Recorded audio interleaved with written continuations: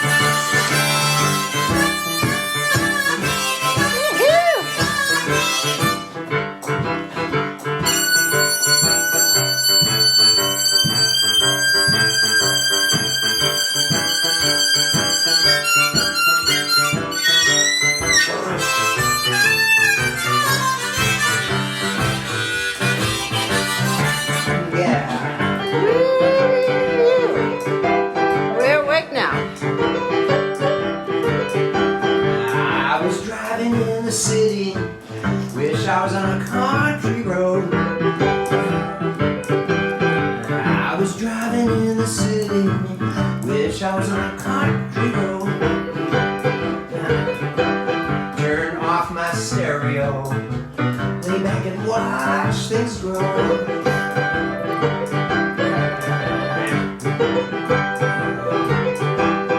Sitting behind a bus, cooped up in my machine. Sitting behind a bus, cooped up in my machine. city traffic, baby, you know, it makes you feel so mean. Well, I met a country woman, she wants a city life. She just don't understand, it's all a bunch of strife. Well, all those fashion statements won't get you nowhere when you can't drink the water and you can't breathe the air. Oh no.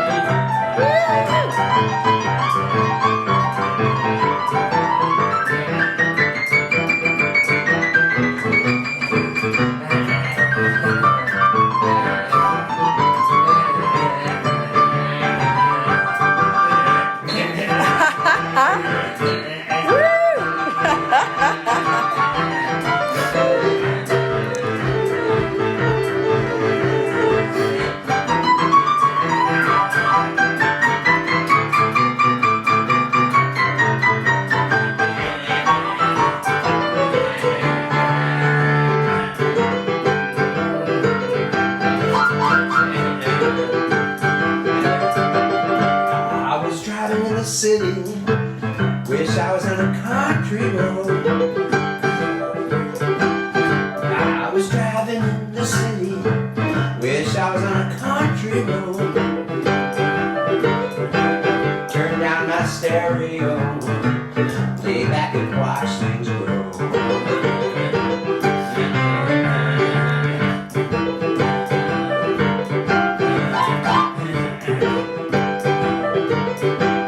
I'm sitting behind a bus, cooped up in my machine. I'm sitting behind a bus, cooped up in my machine. Well, you know this busy city traffic, baby, does make you feel so mean. Well, I met a country woman, she wants a city life.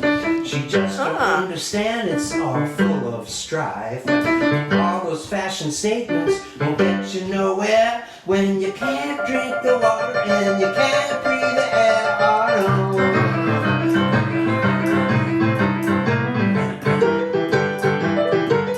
Tell 'em, Corky.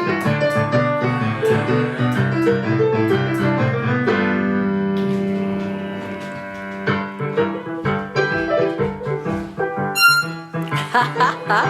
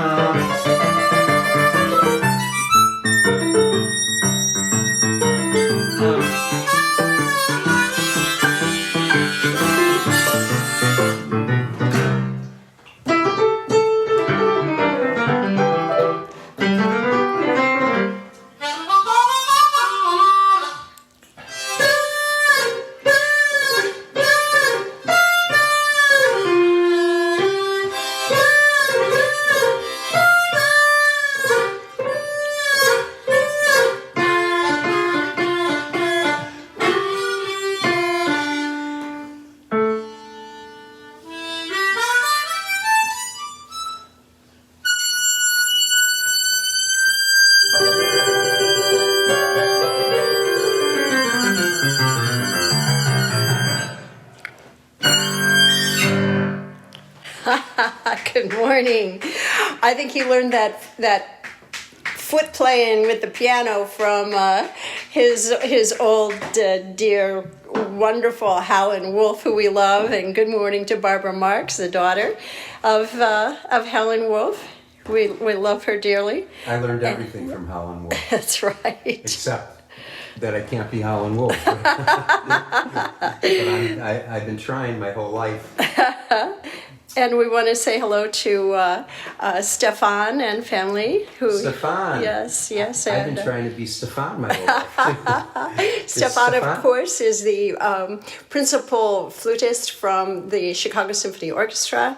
And Jerry Portnoy, famous Jerry, oh my gosh. Famous harp player, Muddy Waters. Muddy Waters harmonica player for many, many, many years. Yeah. I met Jerry in Boston in 1966 or 7, sitting on a curb on a street playing the harmonica. That was us, man. In Boston. Wow. This is great. Yep. Anyway. So, and don't ask me to explain what I just did.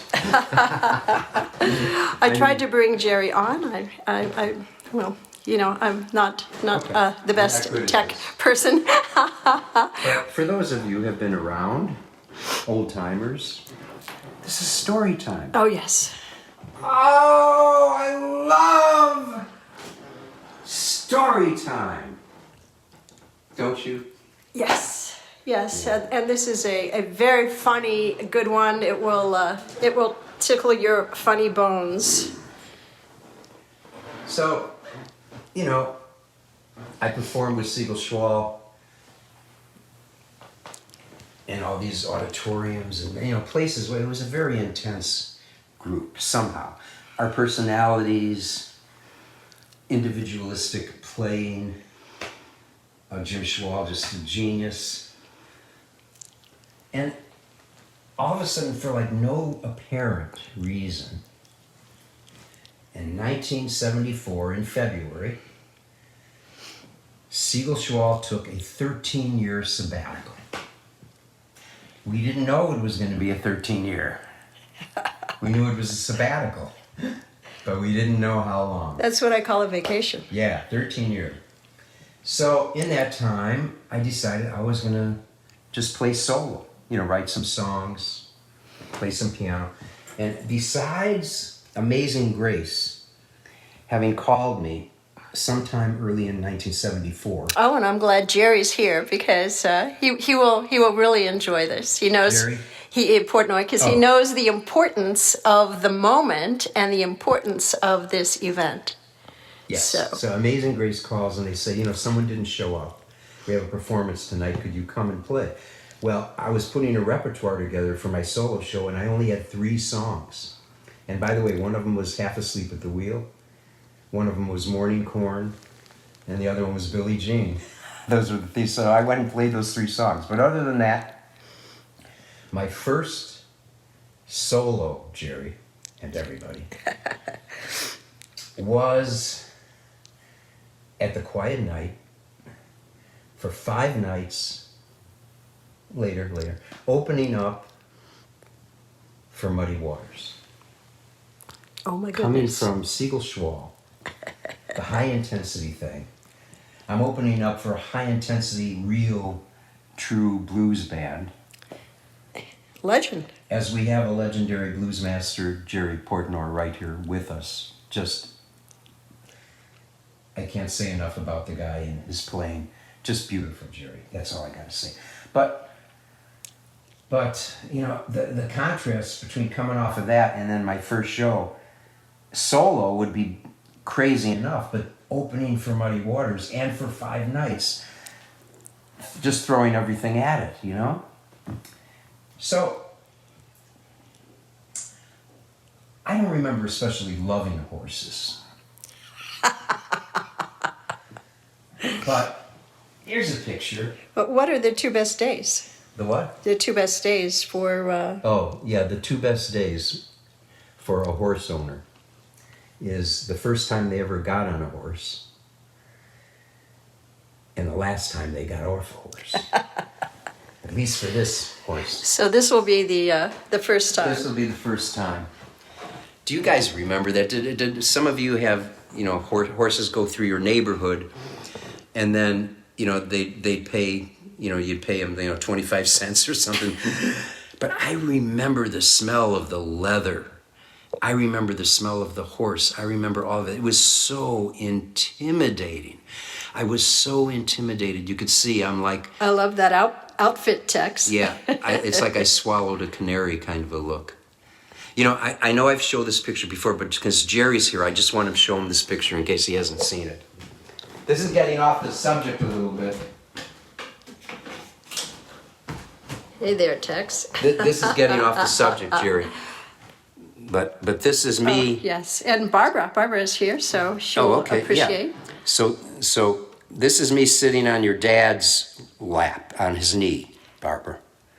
In January of 1967, and 66, he used to come to see Siegel Schwall and said he wanted us to go on tour with him, and that's me sitting on his knee. And I could.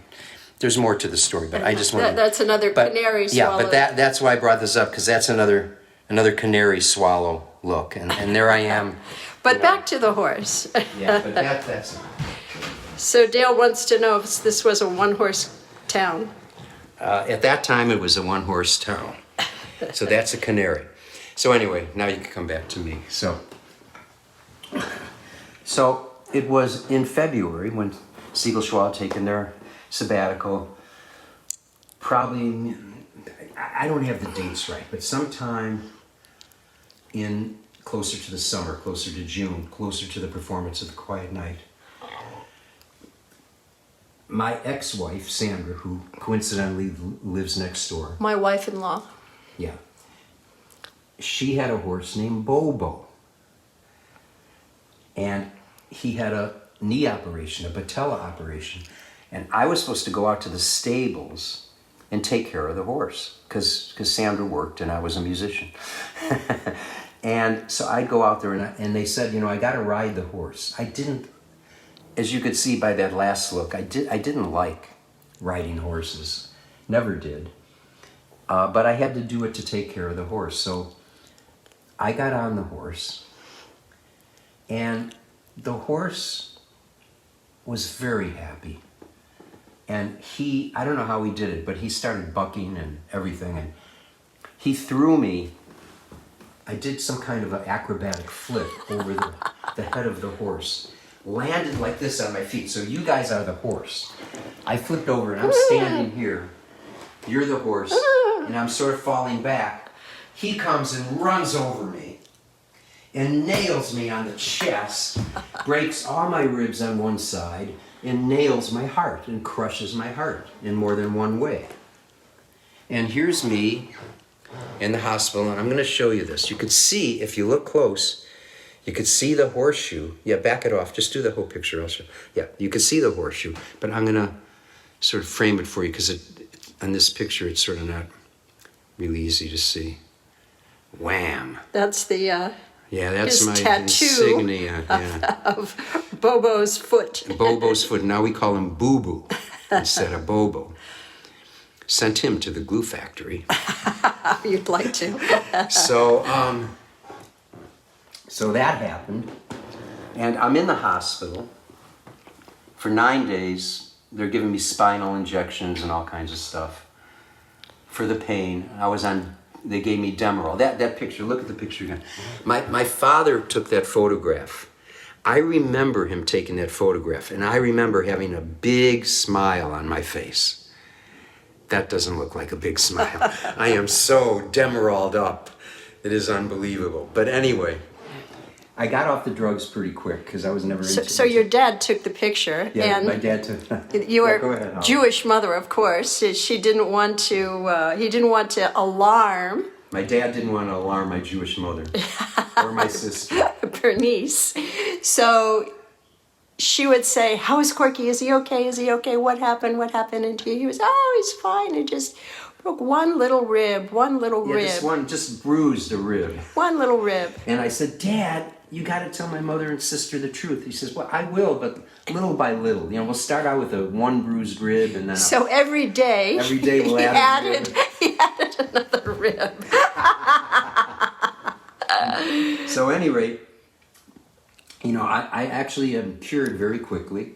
In 9 days, I was in the hospital, and the doctor's ready to release me, and he comes to visit, and how are you feeling? I said, well, it hurts really bad, but other than that.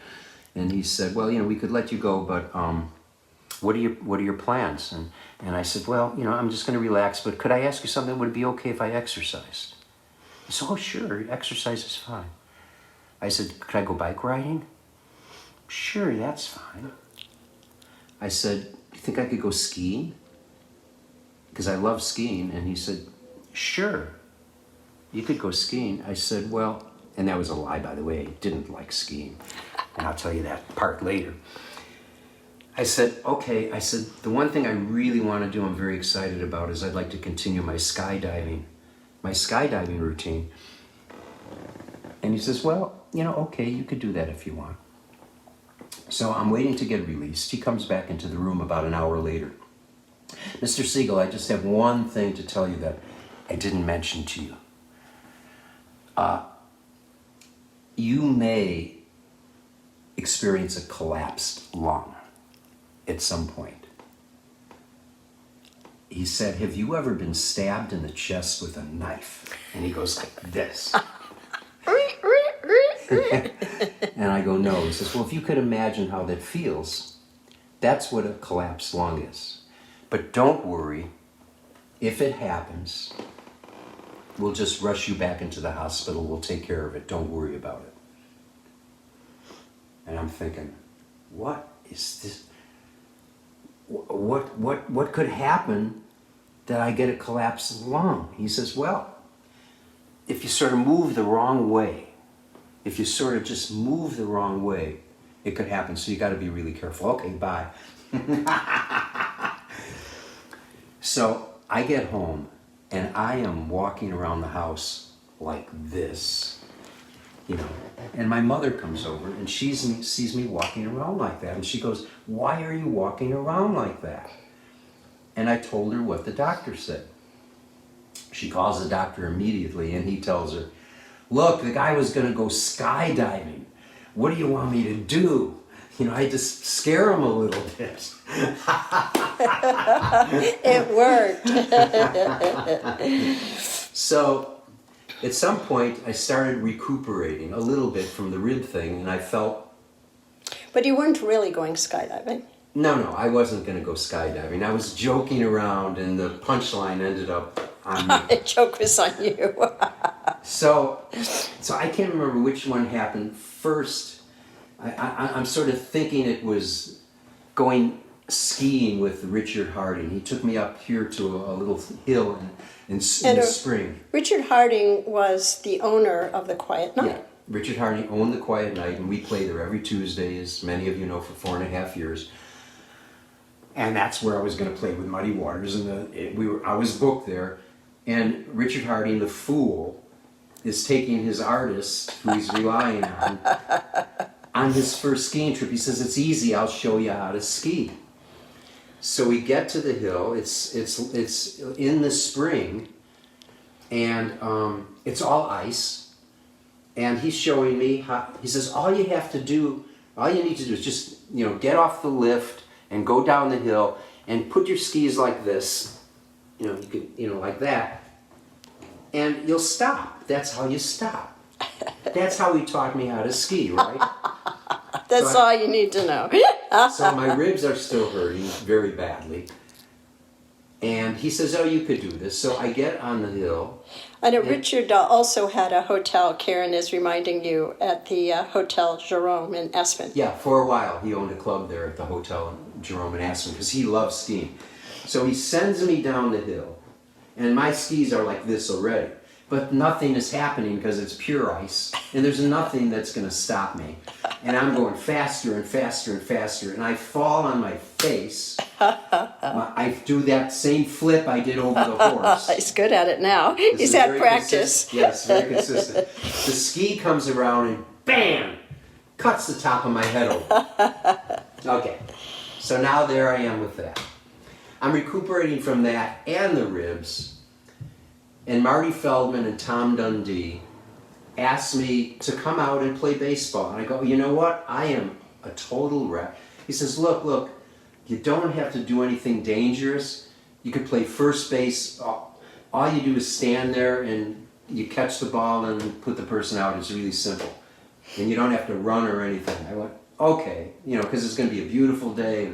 So I figured that's safe. So I go out, I'm playing first base, standing on first base. It's the first pitch of the game. He hits it to the pitcher. The pitcher throws it to me. I get the guy out. But what I realized I didn't know until seconds later is that the ball hit my little finger like that and ended up breaking this little bone. So here I am in June, and I'm creating a little image that didn't exactly happen just so the story blossoms here. Here I am, my first solo show, solo show ever, opening for Muddy Waters. A hero. At the Quiet Night. And I show up like Yankee Doodle. The bandage around my head, a cast on my little finger, and broken ribs where I could still hardly breathe. Limping along, getting on stage like that. That was my debut. My pre-accident debut with Muddy Waters. And we have a picture of that. Yeah. There we go. Just to bring it to life show a little you bit. he was not kidding. June 18 through 22. Muddy Waters And over there plus Corky Siegel. And over there is Bob Marley and the Wailers. And here I am opening for Muddy Waters, totally excited. Chuck Maggione. And there's our friend, harmonica player, who is online with us now. Jerry. Yeah. There he is. Yep. So. Yeah, Jerry, you were probably there that night. Oh my God. So that's our story. So There was that's something our else story. I was going to say about the Quiet Night. I can't remember. But that was Bob Marley and the Wailers played there. Everyone. Yeah.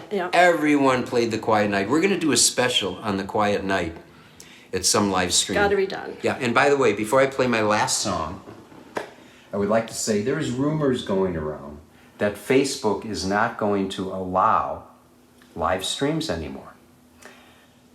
That's not exactly right. No one is absolutely sure what's going on. I talked to my experts. Rick Francisco is one of them, and he really has an inside look at all of this. He's going to keep me informed. But mainly, I believe it's because of all the lawsuits and everything that are happening, because people are live streaming. And, when us musicians are doing live shows, we just get up on stage and we do anything we want, because all the licensing for the songs is taken care of by the theaters and the clubs and etc. If we're doing other people's songs, which we all do. So, however, when you do a live stream, it's not thought of as a live performance, because it is being videotaped. The videotape may be coming seconds later to you, but it's a video, a live video. When I tried to get permission to do Flip, Flop, and Fly, that Sam Lay sang part of with Chamber Blues, I called the publisher. I said, I want to make sure the people who wrote this song get paid fairly. So what do you guys want to work out? I'm going to put it up on YouTube. I have very limited viewers. What do you think? A penny a play, 2 cents a play, 5 cents a play. What do you think? They said $5,000. So you can't mess when you're doing video. So really, I'm doing all of my own material or things that I've written with other people. That's it. So I'm not a problem for Facebook. And that's sort of where we stand right now. They may just wipe it out completely, but right now we're thinking it's only for people who are not doing their own material, that are doing other people's songs. So I'm staying on Facebook, and if we have to move from Facebook, we'll go right to YouTube. And Rick is on, and he's saying all royalties for clubs are handled by BMI, ASCAP, and CSAC. So the clubs handle those royalties, but of course we don't have licensing for that, or it's a whole different ball of wax. Whole different curveball, learning curveball. Exactly. Thank you, Rick, and thanks for helping out. I know Rick is incredibly busy because of all these live streams and people using and he's in the publishing world. He's like right on top of it, and you could tell the people, Rick, who you represent, and he represented Muddy Waters and Speaking Alabama, I think, and some major acts, and was also the guy who created one of the publishing templates for the industry, who's now being asked to recreate it because it's been around 20 years and they want to do some updates. But anyway, that's Rick's story. We should have you on. I have to do the last song. That's right. We got to finish. One of my favorites. Yeah, we got to finish. Yeah. So we're going to Zoom, guys. Hey, anyone on this live stream, you can go to corkymusic.com/stream. corkymusic.com/stream. And I have posted there the information to get to our Zoom, which is happening immediately after this. Please join us. Jerry, please, it'd be great to have you. It's just a small group. It usually is. corkymusic.com/stream.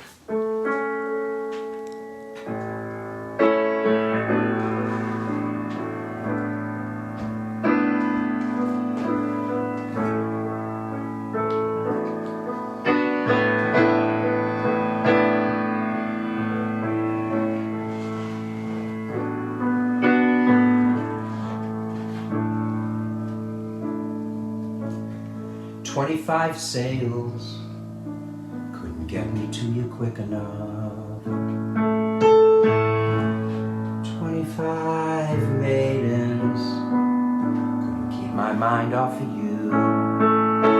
And 25 times I've said it and I'll say it again.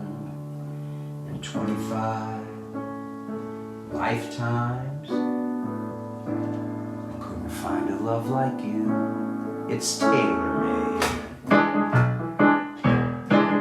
and it'll lay so nice. It's tailor-made,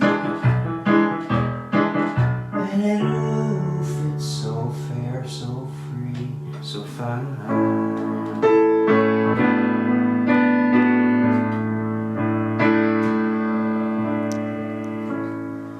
And then I dream about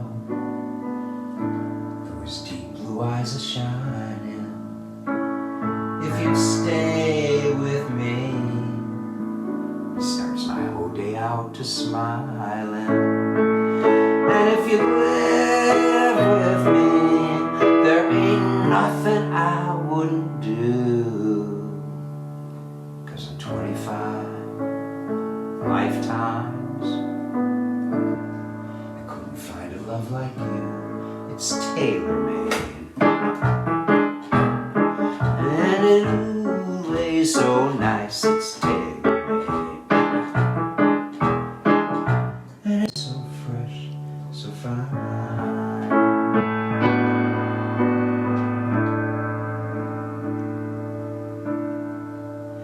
And then I dream about those deep blue eyes are shining. If you FaceTime with me, starts my whole day out as smiling. And if you Zoom with me, there ain't nothing I wouldn't do. 'Cause in 25 lifetimes I couldn't find a love like you.